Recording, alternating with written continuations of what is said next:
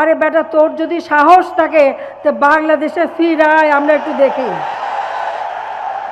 ফ্যাসিস্টদের রোষানল এবং বিভিন্ন বাংলাদেশের বাস্তবতায় আমাদের প্রিয় ভাই ডক্টর আল্লামা মিজানুর রহমান আল আজহারি তিনি বাংলাদেশে প্রোগ্রাম করতে পারেন নাই, কোরআনের ময়দানে কথা বলতে পারেন নাই।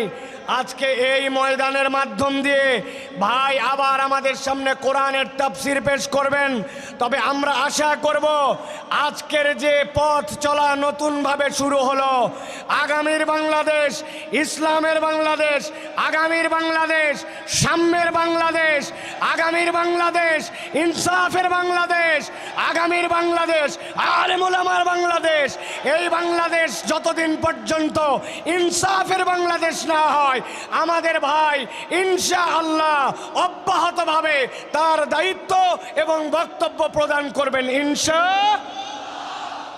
আল্লাহ রাব্বুল আলামিন কবুল করুন।